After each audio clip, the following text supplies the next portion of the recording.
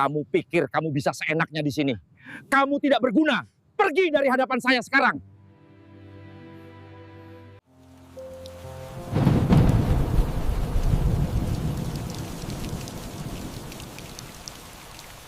Tidak semua cinta lahir dari kesetaraan.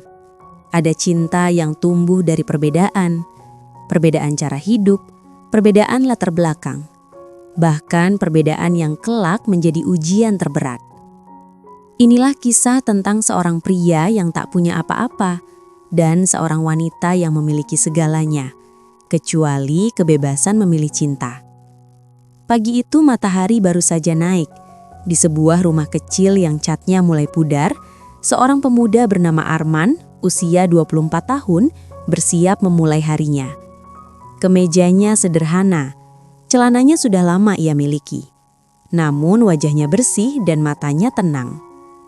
Arman menatap cermin kecil di dinding. Arman pelan dalam hati. Yang penting hari ini bisa kerja jujur.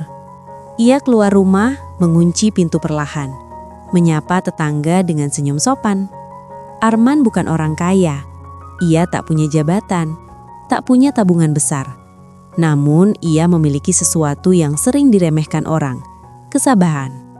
Sore itu Arman duduk di bangku taman. Ia menunggu seseorang. Tak lama kemudian datang seorang wanita berhijab. Wajahnya lembut, langkahnya tenang. Namanya Rika, usia 24 tahun. Rika tersenyum. "Maaf ya Arman, aku telat." Arman, "Gak apa-apa, aku juga baru datang." Mereka duduk berdampingan. Tak ada kemewahan, tak ada janji manis berlebihan. Hanya obrolan sederhana yang terasa hangat. Narator, Rika adalah anak dari keluarga berada. Ayahnya, Pak Bambang, dikenal sebagai pengusaha sukses. Hidup Rika tak pernah kekurangan apapun.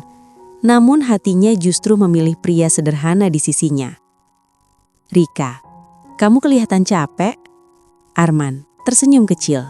"Sedikit, tapi nggak apa-apa." Rika, "Kamu selalu bilang nggak apa-apa." Arman, "Karena hidup memang nggak selalu mudah, tapi harus tetap dijalani." Rika menatap Arman lama, bukan karena kata-katanya indah, melainkan karena ia sungguh-sungguh. Rika pelan, "Kalau suatu hari hidup kita sulit, kamu siap?" Arman menoleh, menatap Rika dengan serius. Arman, "Aku mungkin gak bisa kasih kemewahan, tapi aku gak akan pergi." Rika tersenyum. Namun di balik senyum itu, ia menyimpan kekhawatiran besar. Malam itu Rika pulang ke rumah besar keluarganya. Lampu kristal menyala terang, semua terlihat mewah. Di ruang tengah duduk Pak Bambang. Wajahnya tegas, suaranya berwibawa. "Pak Bambang, kamu dari mana?" Rika, "Dari luar, Pak." Pak Bambang menatapnya tajam. "Sama Arman lagi?" Rika terdiam sejenak, lalu mengangguk. "Iya, Pak." Wajah Pak Bambang berubah dingin. "Rika, kamu anak saya. Kamu punya masa depan." Rika menunduk. "Pak Bambang, laki-laki itu bisa memberi apa? Nama, harta, jaminan hidup?" Rika menahan emosi. "Dia orang baik, Pak." Pak Bambang, "Baik saja tidak cukup untuk hidup." Kalimat itu menusuk. Rika menggenggam tangannya sendiri. Rika duduk di tepi ranjang, matanya berkaca-kaca. Ia membuka ponsel dan mengetik pesan. Rika pesan, "Man, ayahku tidak setuju." Beberapa saat kemudian balasan datang. Arman pesan, "Aku sudah menduga." Air mata Rika jatuh. Rika pesan, "Kamu marah?" Arman pesan, "Sedih iya, marah tidak." Arman duduk di teras rumah kecilnya, menatap langit malam. "Aku memang tidak punya harta, tapi aku punya kesabaran. Dan kalau itu harus diuji, aku akan bertahan." Angin malam berhembus pelan. Malam itu, dua hati gelisah di tempat berbeda. Satu di rumah sederhana, satu di rumah penuh kemewahan. Namun kegelisahan mereka sama. Cinta yang tidak direstui karena harta. Dan tanpa mereka sadari, Ujian yang lebih besar sedang menunggu. Jika cinta diuji oleh perbedaan, maka restu orang tua seringkali menjadi tembok tertinggi. Dan bagi Arman, tembok itu bernama Pak Bambang. Pagi datang dengan langkah pelan. Arman bangun lebih awal dari biasanya. Ia duduk di tepi ranjang menatap lantai. Pikirannya penuh. Kalau aku menyerah sekarang, berarti aku memang tidak pantas. Ia mengambil air wudhu lalu sholat. Bukan untuk meminta kekayaan, melainkan keteguhan hati. Di rumah besar itu, Pak Bambang duduk di ruang makan. Sarapan tersaji rati, namun wajahnya tak setenang biasanya. Anakku tidak boleh salah memilih. Ia memanggil asistennya lalu berkata singkat, "Pak Bambang, cari tahu latar belakang anak itu. Aku ingin tahu segalanya." Bagi Pak Bambang, cinta adalah keputusan bisnis, dan Arman adalah risiko yang tidak ia inginkan. Arman dan Rika kembali bertemu, namun suasana berbeda. Tak ada tawaringan seperti biasanya. Rika pelan, "Pak, ayahku ingin bertemu kamu." Arman terdiam sejenak. "Kapan?" "Secepatnya." Arman menarik napas panjang. Ia tahu pertemuan itu bukan undangan, melainkan ujian. Arman berdiri di depan rumah Pak Bambang. Bangunannya besar, gerbangnya tinggi. Ia merapikan bajunya, mengetuk pintu dengan sopan. Di ruang tamu, Pak Bambang duduk tegak, tatapannya dingin. "Pak Bambang, duduk." Arman duduk dengan punggung lurus. "Kamu tahu kenapa aku memanggilmu?" "Saya kira Bapak ingin mengenal saya." Pak Bambang tersenyum tipis, bukan senyum ramah. "Usiamu 24, pekerjaan tetap?" "Belum, Pak. Saya bekerja serabutan." "Penghasilan per bulan?" Arman terdiam sesaat. "Tidak menentu, Pak." Pak Bambang menghela napas pelan. "Pak Bambang, kamu tahu berapa biaya hidup Rika?" Arman menunduk. "Saya belum mampu menyamai itu, Pak." Pak Bambang menyandarkan tubuhnya. "Lalu, apa yang membuatmu merasa pantas?" Pertanyaan itu menggantung, menusuk harga diri Arman. Arman mengangkat wajahnya. "Saya tidak merasa pantas karena harta. Saya hanya merasa bertanggung jawab." Pak Bambang menatap tajam. "Tanggung jawab tanpa uang itu omong kosong." Arman menelan ludah. "Saya tidak bisa menjanjikan kekayaan, tapi saya tidak akan meninggalkan Rika dalam keadaan apapun." Ruangan hening. "Pak Bambang, kamu pria baik, tapi pria baik tidak selalu cocok jadi menantu." Pak Bambang berdiri. "Aku tidak merestui hubungan ini." Kata-kata itu jatuh tanpa emosi, namun beratnya luar biasa. Arman berdiri menunduk hormat. "Saya mengerti, Pak." Tanpa membantah, tanpa membela diri. Di luar ruangan, Rika menunggu, melihat Arman keluar dengan wajah tenang. "Rika, gimana?" Arman tersenyum kecil. "Tidak apa-apa." Namun Rika tahu, jawaban itu adalah kebohongan paling menyakitkan. Rika menangis. "Maafkan aku, Arman. Jangan minta maaf, ini bukan salahmu." Malam turun perlahan.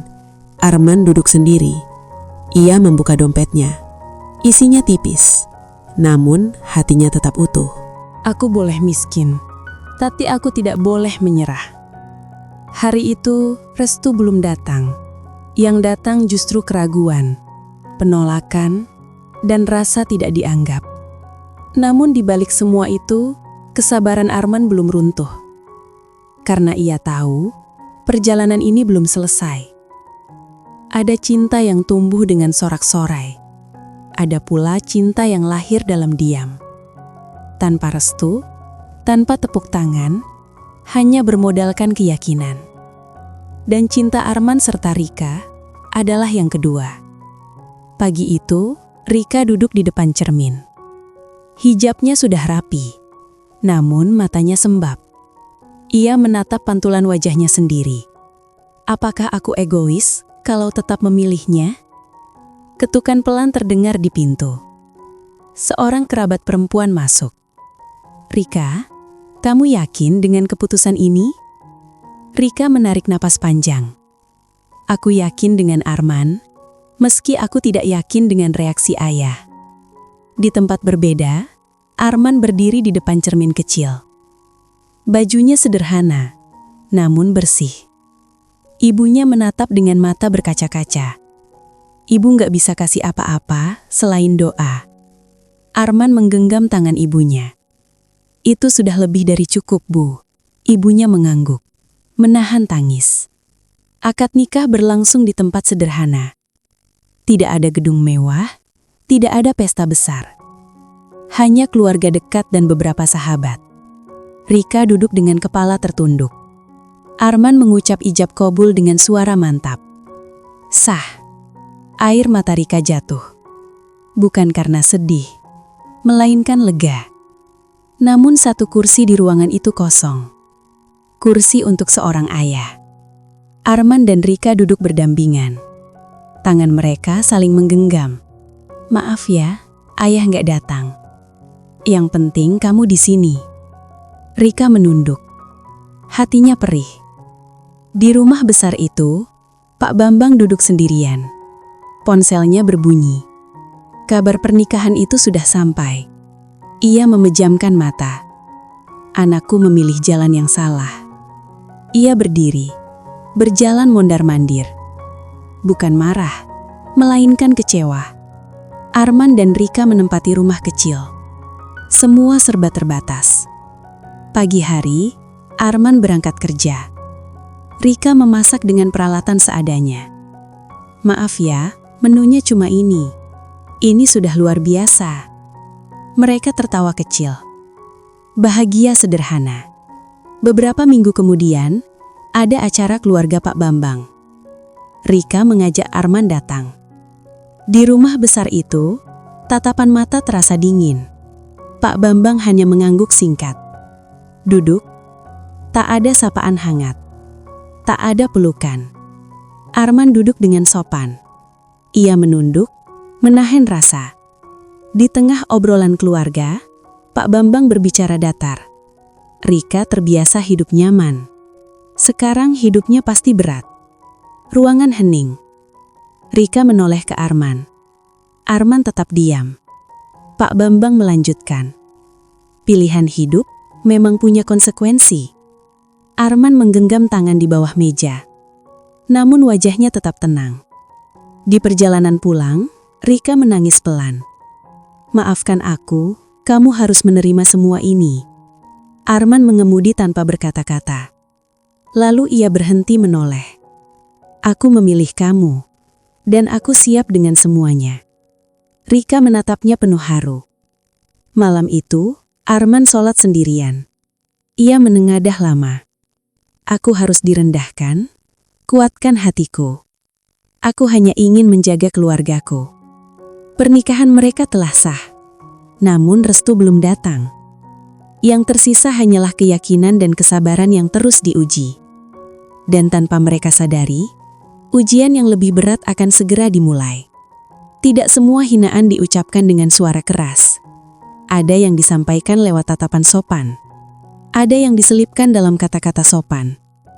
Dan bagi Arman, itulah hinaan yang paling melelahkan. Pagi yang biasa. Rumah kecil itu mulai ramai dengan rutinitas. Rika menyeduh teh.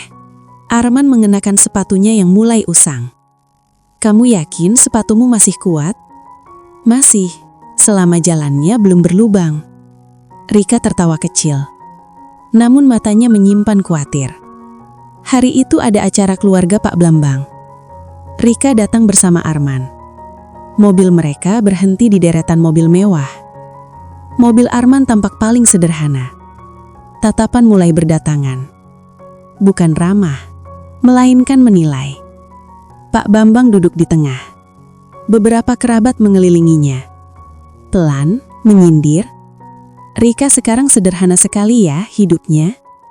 Rika tersenyum kaku. Pilihan hidup memang berbeda. Arman menunduk. Ia tahu kalimat itu bukan pujian. Meja makan penuh hidangan. Arman duduk paling ujung.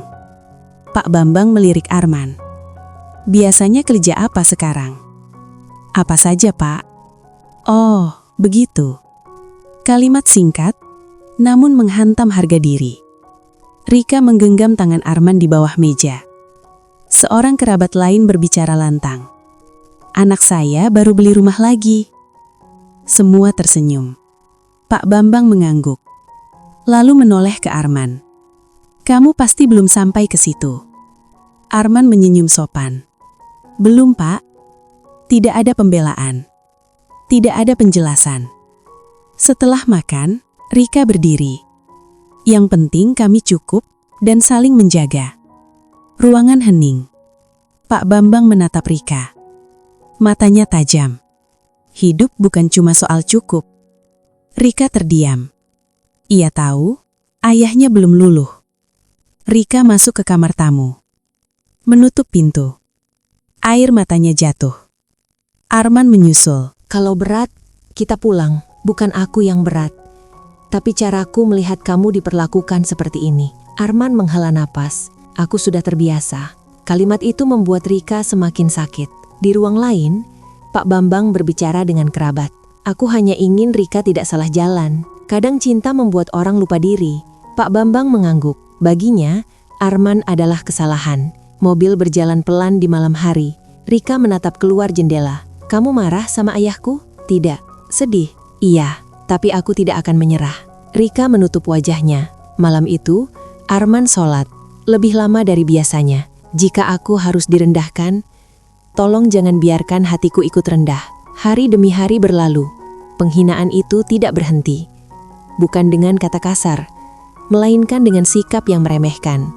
Namun, Arman memilih satu hal, bertahan tanpa membalas. Karena ia percaya, kesabaran bukan tanda kalah, melainkan persiapan untuk menang. Kesabaran memang tidak berisik, namun ketika terus diinjak, ia bisa berubah menjadi luka yang diam-diam berdarah. Dan hari itu, retakan mulai terlihat jelas. Pagi datang tanpa semangat. Rika duduk di tepi tempat tidur. Arman sedang mengikat tali sepatu. Kamu capek? Arman tersenyum kecil. Sedikit, tapi tidak apa-apa. Rika tahu, yang capek bukan tubuhnya, melainkan hatinya. Ponsel Rika berdering. Nama ayahnya muncul. Rika ragu, lalu mengangkat. Kapan kamu ke rumah? Ada apa ya? Ayah ingin bicara. Berdua saja. Rika menatap Arman. Arman mengangguk pelan. Rumah Pak Bambang terasa dingin.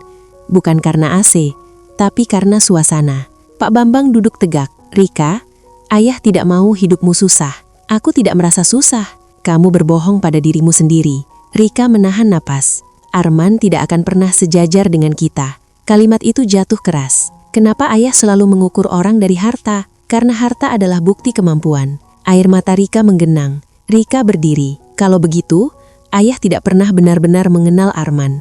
Ayah tidak perlu mengenalnya. Kata-kata itu memutus sesuatu di hati Rika. Arman duduk di mobil, menatap pintu rumah besar itu. Ia tahu, apapun yang terjadi di dalam akan berpengaruh besar. Pak Bambang berdiri. Kalau kamu tetap dengan dia, jangan berharap bantuan ayah lagi. Sunyi. Rika menatap ayahnya lama. Sejak kapan cinta harus dibeli? Pak Bambang terdiam. Rika mengambil tasnya. Rika tegas, lirih. Ayah boleh menarik harta, tapi ayah tidak bisa menarik hatiku. Ia berjalan keluar. Rika masuk ke mobil. Air matanya jatuh tanpa bisa ditahan. Apa yang ayahmu katakan? Rika menggeleng. Maaf, semua ini karena aku. Arman menggenggam tangan Rika. Aku tidak pernah merasa kamu beban. Tangis Rika pecah. Rumah besar itu kini sunyi. Pak Bambang berdiri di dekat jendela. Wajahnya keras, namun matanya ragu. Untuk pertama kalinya, ia merasa kehilangan sesuatu yang tidak bisa dibeli. Arman dan Rika duduk di rumah kecil mereka. Lampu teramam. Kamu tidak menyesal bersamaku? Arman mantap. Yang membuatku menyesal adalah jika suatu hari aku menyerah. Rika memeluk Arman erat. Hari itu, retakan muncul bukan hanya di keluarga kaya, tetapi juga di hati seorang ayah. Rika memilih cinta, Arman memilih kesabaran. Dan Pak Bambang mulai merasakan sepi yang tidak bisa diisi oleh harta. Ada luka yang terasa lebih sakit bukan karena pukulan, melainkan karena dipermalukan di hadapan banyak mata.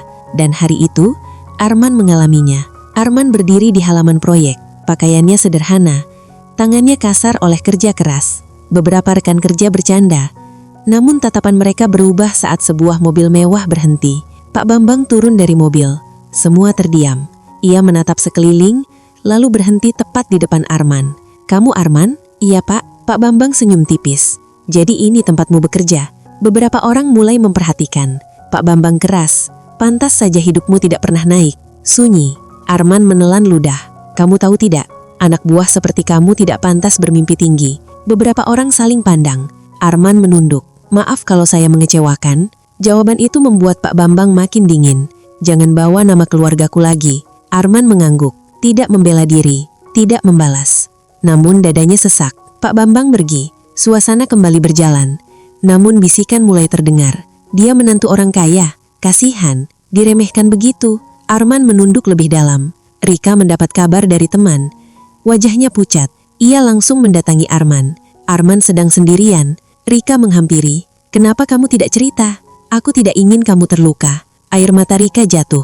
"Ayah tidak berhak mempermalukan suamiku." Arman menggenggam tangan Rika. "Aku masih bisa bertahan." Kalimat itu justru menghancurkan Rika. Malam hari, Rika menelpon Pak Bambang. "Ayah mempermalukan suamiku. Ayah hanya menunjukkan kenyataan. Kalau begitu, ayah bukan lagi rumah bagiku." Telepon ditutup. Pak Bambang duduk sendirian. Tangannya gemetar sedikit. Untuk pertama kalinya, kata-kata Rika terasa berat. Arman duduk di teras rumah. Lampu redup. "Aku ingin menyerah, tapi aku tidak boleh." Ia menatap langit. Saat seseorang dipermalukan, ada dua pilihan, hancur atau bangkit.